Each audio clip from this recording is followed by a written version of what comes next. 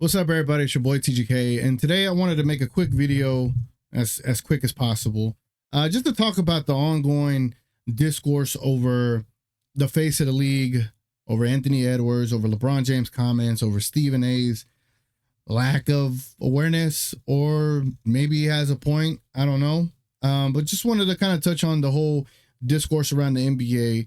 And the things that led from the All-Star break when Anthony Edwards was questioned whether he wanted to be the face of the NBA, and how it's divulged in many ways. I'm only going to show you like the big pieces of it.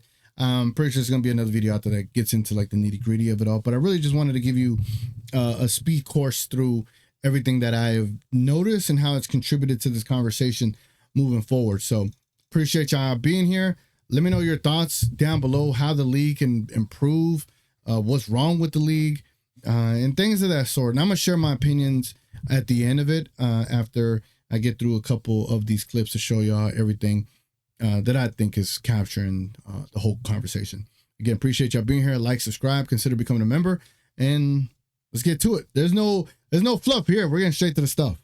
All right, so this video right here is from the All-Star game when Anthony Edwards was questioned if he wanted to be the face of the league. And because of his response, it has led to a lot of this discourse that is going on right now. So here goes. Do you consider yourself the top candidate to be the next face of the league? No, not really. Why? That's what they got win before. So off of that response, right? That response triggered a unfortunate side out of First Take and ESPN. And when I first saw this clip from Stephen A. Smith, I was a little disappointed by it. But especially on the heels of what Anthony Edwards said, this is what Stephen A. had said as soon as he got back on First Take. Check it out. My personal opinion is I don't believe an international player can be the face of the NBA. I know they're global iconic figures. Their popularity extends globally. But the NBA is an American-born sport. And it needs to resonate in America. And if it doesn't resonate in America, then it's not going to matter to America how you resonate beyond. And so that's just my mentality, UD. That's how I think about it. Not to say they can't be popular or what have you, but I just think about it that way. Shannon, as to your point that you made yesterday, UD wasn't here when you made it. I understand your point, and you're absolutely right. You can't want something more for somebody else than they want for themselves. And I totally get that. But that doesn't mean I'm not entitled to my wish list. And my wish is that Anthony Edwards changes his mind. And the reason why is because, my favorite players are him and Steph Curry. And where I fell in love with Anthony Edwards wasn't with the dunks or whatever. It was when the playoffs showed up last year and that brother was giving it to the Phoenix Suns. That to me was the nail in the coffin, UD, because he was talking major smack to his idol, Kevin Durant. And he was going after, and remember, I'm somebody that feels very, very highly about Devin Booker. I think Devin Booker's an absolute stud. I watched that brother get on the court against them brothers and just shrink them. Let them know there was levels to it, and I don't know who told y'all were on it, but y'all ain't, and went at them. All right, so that was Stephen A.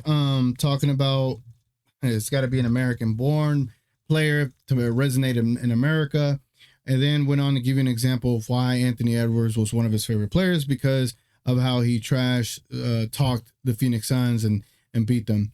And this is not even to promote Luka, but Luka has done a lot of these things that Stephen A. wants an American-born player to do.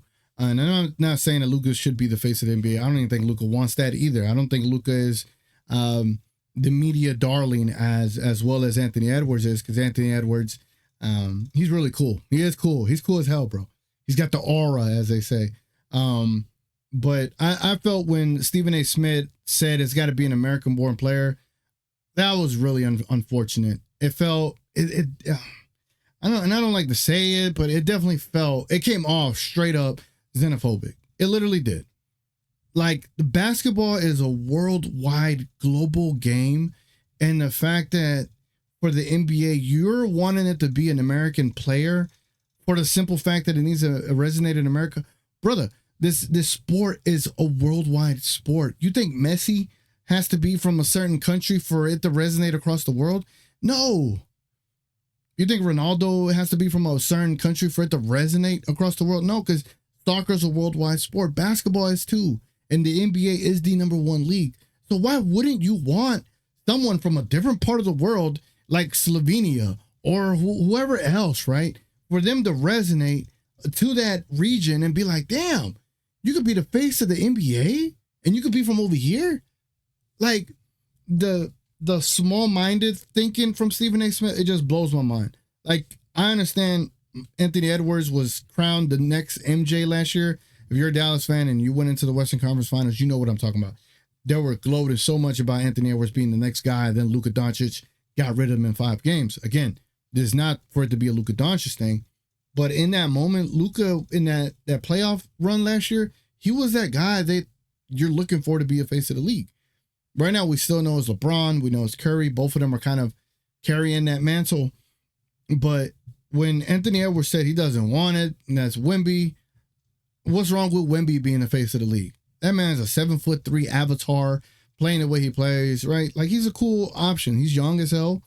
But for Stephen A. to make it so minuscule and just only American, I didn't like that.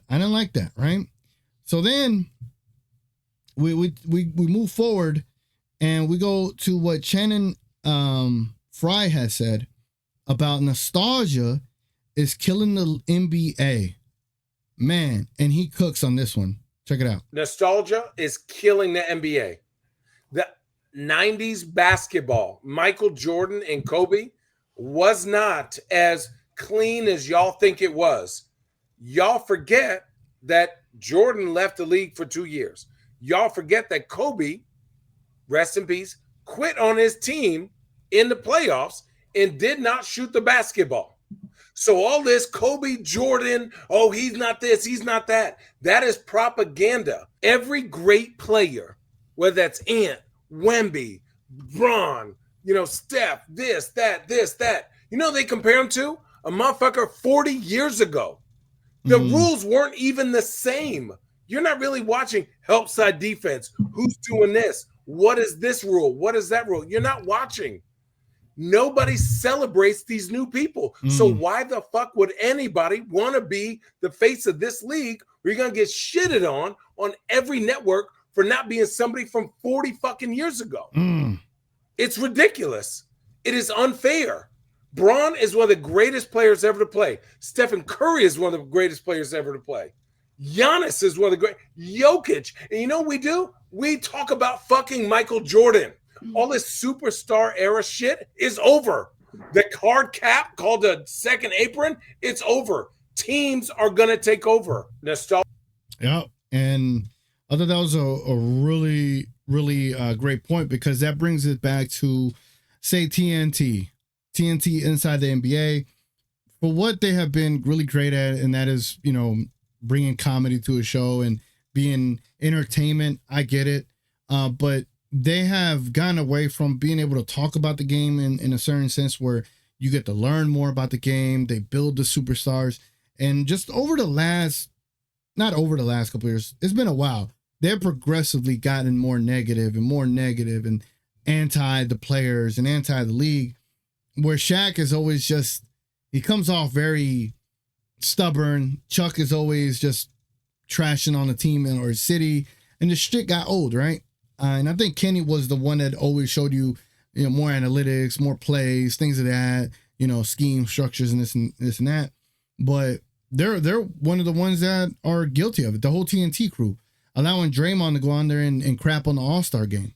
Like, it's one thing if you're someone like me, say I was an NBA hater and I created a channel just to crap on the NBA, and my job is just to crap on the NBA to make you not watch it. That's one thing.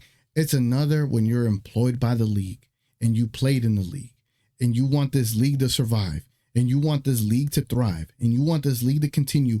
Why are you going to trash it?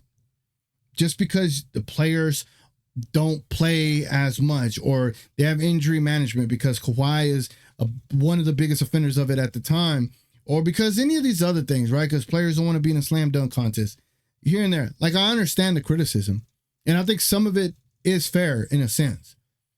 But to constantly crap on the NBA and its players or its rules, and then Adam Silver to validate these criticisms, to always talk about what they can improve instead of being like, you know what, this is our league. We're adjusting to what this product is. Every 10 years it changes. You're just either going to enjoy it for what it is, or you're just not. But we're not going to continue to listen to the complaints about one person said about there's too many threes being shot. And again, some of these things could be valid. They truly can be. But to talk about it in such a negative light and to always bring light to it and always talk about it, always talking about the negative things instead of the brilliant performances, I think those are the things that are hurting this league as opposed to promoting it in a positive way. The NFL, they went through a real tough stretch being able to, how would I say, maintain relationships within the NFL during the COVID years, right? And then now they're back to being the peak of, sport, because I don't see them looking around to do much of messaging. I don't see them trying to crap on their own league where they're trying to say, oh, this rule sucks. This rule sucks here. Like, we hate kickoffs. Like, you don't see the commissioner talking about we hate our own rules. You don't see people being upset about, oh, they can't tackle on kickoffs. Like, little things like that. Oh, these helmets, these big old, protective helmets. Like, as silly as it looked, no one's complaining. No one's complaining because they clearly let out this is a safety thing. All right, cool. I get it. It's a safety thing. For the NBA, like it's just there's so much more complaining. Then when Draymond crapped on the All-Star game, it was crazy. So then we move forward, right? LeBron James chimed in on this a couple of days later, talking about what Anthony Edwards said about the trade, and he also made mention to what Channing Frye had said. I hope I didn't say Channing Tatum. I'm sorry if I said Channing Tatum earlier, my fault. Channing Frye and Anthony Edwards and LeBron James. Let's hear what he said. I mean, it's unfortunate, but I don't know.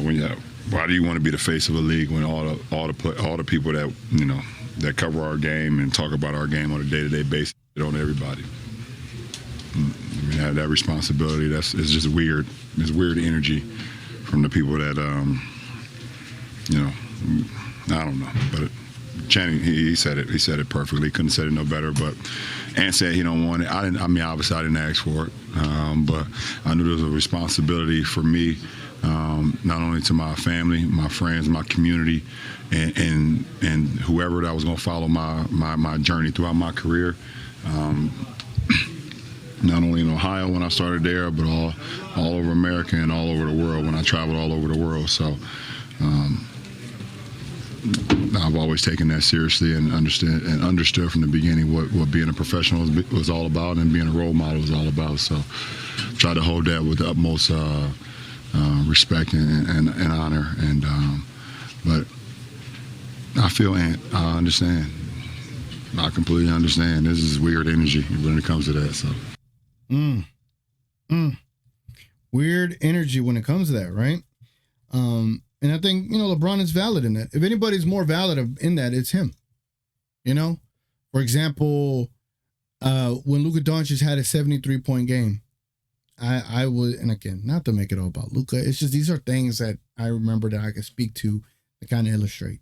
When Luka had a 73-point game, the very next day, Stephen A. and ESPN, no one celebrated that 73-point game. Nobody did. If anything, they were crapping on the defense of the Atlanta Hawks. They were delegitimizing the 73-point game. I am old enough to remember when Kobe Bryant got his 81. And when Kobe Bryant got his 81, it was a celebration, bro. It was nonstop on ESPN. It was nonstop shows the following day. That's all that was talked about. It's Kobe Bryant's 81, right? And why we had an opportunity for the league to make Luka Doncic the guy.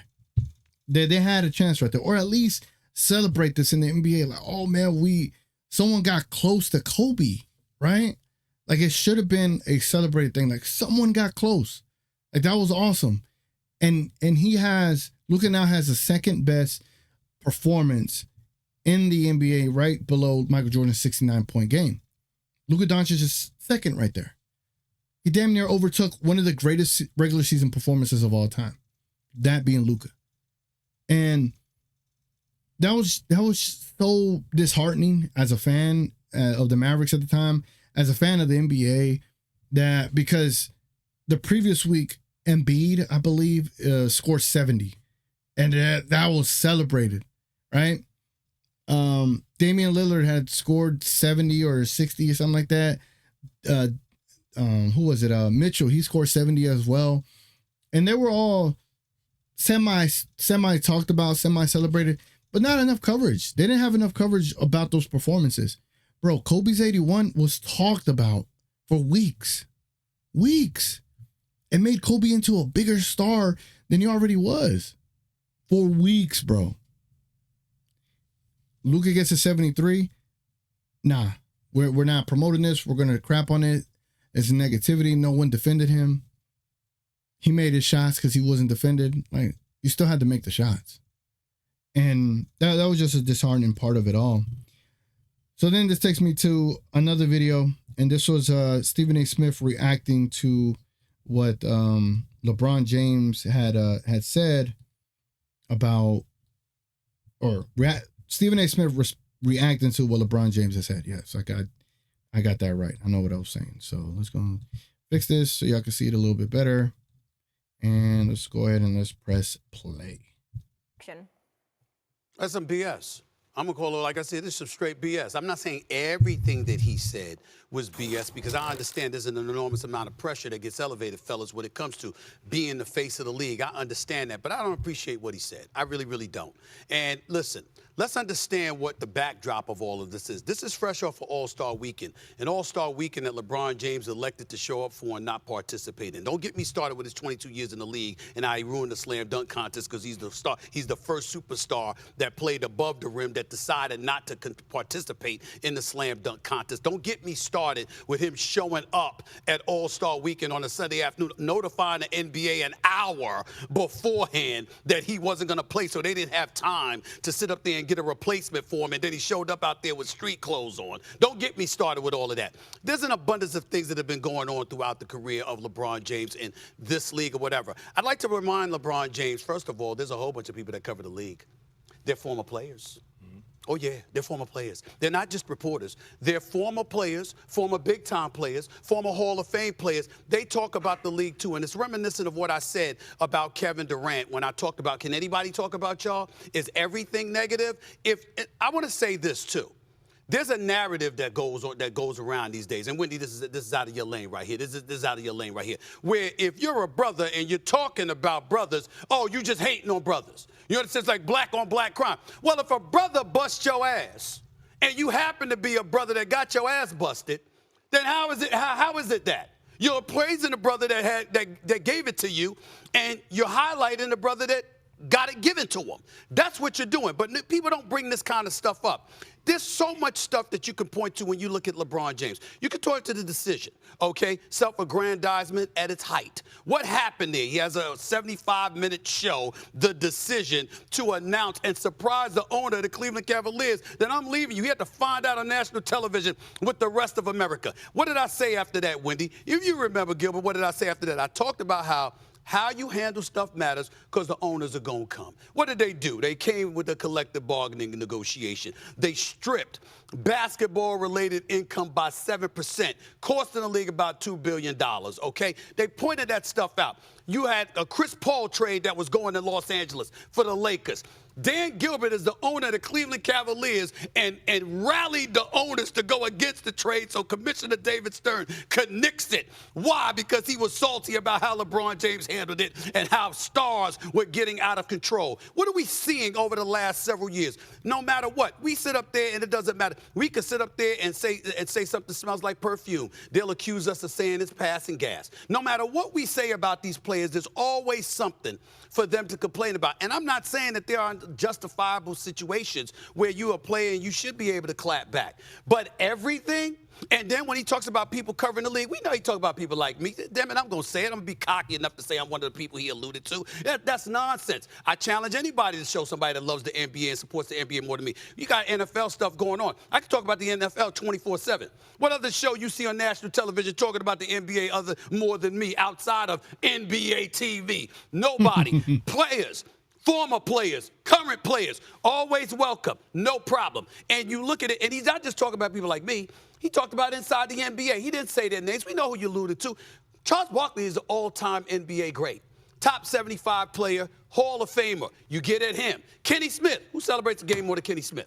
Shaquille O'Neal's a 4-time champion. The Diesel, the Big Aristotle, and whatever name he came up with, assisting in marketing and elevating the brand that ultimately helped you generate an 11-year, $77 billion deal. And by the way, LeBron James had a lot to do with helping the NBA brand grow as well. We ain't trying to take that away from him. But to sit up there and say, you know what, why would you want to be the face of the league when everybody's talking bleep about you all the damn time? I'm sick and tired of them acting like everybody's talking bleep about them all the damn time. I don't know if you know this, Gilbert. LeBron James is hating on him to say that he's the second greatest player in the history of the sport. I don't know if you knew that. I don't know if you knew that when you say great father, great husband, great philanthropist, great businessman, great actor, great director, great entrepreneur, great host, great everything. I don't know if you know that because you didn't say he's number one, that he's the GOAT, that's an insult to him and his crew. I don't know if you knew that, Gilbert, but this is the kind of stuff that we're dealing with. So it's just utterly ridiculous. I'm going to let y'all chime in here because I got more to say. But it's just when he said that, it really ticked me off because, again, it's pointing the finger and it's negating to point out there are people here celebrating the game. Any way in which the game has been hurt has not been hurt by the media. And by the way, in today's generation, these dudes think the media is social media. They lump us all in with the same. There's people that don't cover the league. They ain't never covered the league. Ain't never been in a locker room. Ain't never been in a press box or anything. But because they on social media chirping, we get lumped in with them. We don't get into their personal business. Stay out of the police blotters and the whole bit. Do your thing. Go out there and play. We covering the game. It's never enough. And he's not bringing that up. Again, I got more to say, but I'll stop there for now, and I'll give y'all the floor. So with that being said, like I felt he completely missed the entire point of what LeBron was getting at. And it's not like I wasn't even that far removed talking to, praising Stephen A for, being a part of building this whole sports debate and things of that sort. I think there's a level of sports debate where you could keep it solely about what is going on the basketball court. You could criticize what's going on the basketball court. But sometimes when you watch First Take, you watch TNT, they take it a step further than that. And, I don't know. Like there was reports that was coming out, I think last year or a couple of years ago about Luka and his mom per se, right? There was reports going on in Dallas. As one thing I won't touch on this channel. If it's anything that our players are going through in a personal sense where it's a personal matter, like I'm just not going to touch it, bro. I'm not going to create content off that. And if I ever do, call me out and I'll apologize that I made that mistake. But I think when you're talking about the game, if you want to call someone trash because they made a horrible play, that's cool, right? But don't making a whole segment out of it and call it Shaqtin' a Fool. It was cool for a little bit, but then it got to the point where I was like, damn, like now players are kind of scared to take risks, right? And that's kind of a tough part. Like you want to have a healthy balance, right?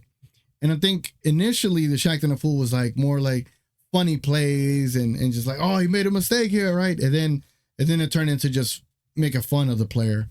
And it's like you have to find a balance to these things. And I'm not saying the NBA players deserve to be coddled or protected. I think there's many ways to look at this, right? There's many ways to look at it. And there's going to be perspectives and opinions that people have, whether they're opposing what LeBron said, whether they're opposing what Stephen A. Smith said. You're always going to have two sides of the coin, right? Who is right? Who is wrong? I don't know. But I want to show y'all another clip where Chiney Ogwumike, she was on First Take as well, and I thought she had a really solid take here. And let me get it set up for y'all. I thought she had a really solid take, and I want y'all to hear it out before I continue to speak about what I think about this entire thing. And while this is playing, y'all let me know what y'all think, man. Y'all let me know what y'all think. What's y'all opinion of all this? Like it is sad that a player doesn't want to be the face of the league for whatever reason the case may be, and then the face of the league adds in there that, what for if all they're gonna do is talk crap about you. And I think we should be smart enough to know that LeBron is not talking about NBA Centel or me or any other, creator. And Stephen A is trying to lump the rest of all the media into what LeBron is talking to. ESPN and TNT Inside the NBA are two of the biggest shows that do cover the NBA. NBA Today, they do get criticized too when what's her damn name? Malika Andrews, when she does that investigative reporting sometimes, when she brings up people's past when it's not necessary as of late. She hasn't done it quite much, and that show has improved. I think that show is actually a good representation of what we're looking for. Kendrick Perkins, he has a ways to go. Like, he's hot and cold. KG and Paul Pierce, they do an amazing job. Paul Pierce in general and KG, they love to cover the game. What is it? All the Smoke, that Knuckleheads podcast. Like, there's people that cover the game the proper way, man. It's just, yes, I don't think we're trying to control everyone to cover the game the proper way. But when people know that ESPN, like First Take and TNT, are literally insulting your intelligence with how they cover the game, that's a problem. And because they get the most eyeballs, you have to understand the optics behind it. Because they get the most eyeballs, that is what's going to influence other people to continue to hate on the game.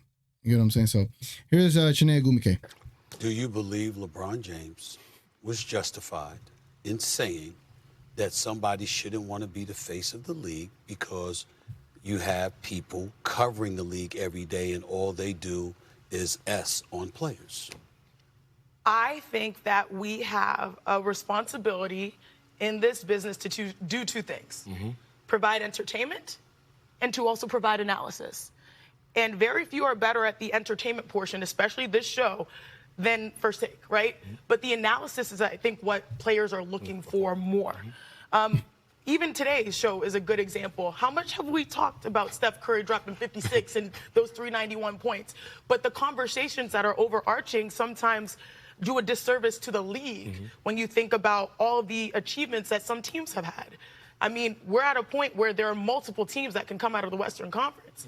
But these are the natures of the conversations that we're having. I will come back to you on that. Go ahead, Gil. No, you're right. Go ahead. But and then I thought that was a great point that she had there. I thought that was fantastic. I totally agree. And so to end it off with this, right? I'm gonna end it off here with LeBron James's tweets, and this was on the heels of what Stephen A. Smith had said earlier in the day. LeBron James had tweeted, "Exactly made my point. But anyways, happy this convo has started. It ain't about face of the game, and it ain't about one person or one show. It's about the culture of basketball. The most beautiful game in the world. Our game has never been better. Incredible young stars from all over the world, and some older ones. Steph Curry should be all we are talking about today. Let's discuss how great OKC and the Cavs have been this season with two completely different styles and break down why and how they have. Of course, as players don't perform, we need to discuss that too and break that down." He then adds to those tweets, he says, "Even that can be discussed in a way that's not to bring a finality to that player's game, but to leave room to see how that player responds, and let's watch the journey of that player." Y'all heard that, right? Let me go back. I don't want to gloss over what he said there. If I could get back to that screen. So up here he says, "Of course, if players don't perform, we need to discuss that too and break that down.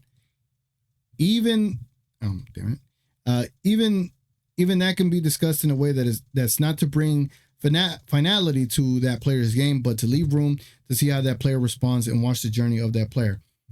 I'm all with that. I think being able to discuss what the shortcomings of a player is, what shortcomings are, what they need to improve. We talk about that all the time. Here is when I covered Luka for the Mavericks, I always talked about his officiating, his not getting back on defense, his 3-point shot and efficiency. I always talked about those things. And it was never to be negative. It was like, this is what he can improve on. And a lot of people, there were some people that took it out of context as if I was hating. Like, bro, Luka's my favorite player. I want that dude to be great, right? LeBron James then adds, he says, this ain't about me either. At this point, I don't really care what's said about me. It's always something. This is about the impact the negativity is having on our beautiful game and our fans. I know I speak for a lot of players and, more importantly, a hell of a lot of great fans that truly love and celebrate this sport around the world. Mind the game. So, again, man, I do think there needs to be a healthier conversation if you're trying to save the league. When the league is struggling with ratings, and obviously the Mavericks were sacrificed and had to send Luka Doncic to LA to save the league. If you had promoted the league properly, if you had highlighted the greatness of the players that are in this league, if you would have found a way to promote them and make them feel bigger than they actually are, you could already have your next Kobe, your next MJ, your next whatever. But because LeBron is still in the league, most of the focus is on him. And the NBA needs to find a way to promote the next players. They need to find a way to do that. Not sacrifice the city to then save the league, to cover your problems, to cover your shortcomings. The NBA needs to criticize itself, first and foremost. And I understand the criticism of players. I think some of those things are valid. Not playing all 82 games, injury management, poor defense during the regular season, shooting a tons of threes. I think all those things can be valid as well. And I think all that deserves a conversation. But I think when you're promoting so many things in such a negative light, and because everything you say comes off as such a negative thing towards the game, there's not a show out there that covers soccer. When has there ever been a time ESPN covers soccer and had a daily show and soccer was one of the topics on there? Is there a show out there around the world that covers soccer? Let me know. I'm interested to see if there's a soccer show out there that craps on players like they do. Because from my understanding, Ronaldo, Messi, those guys are celebrated, bro. And then you got I don't forgot the guy's name. Hold on. Okay, I'll tell some of the name. Mbappe was another one of the guys.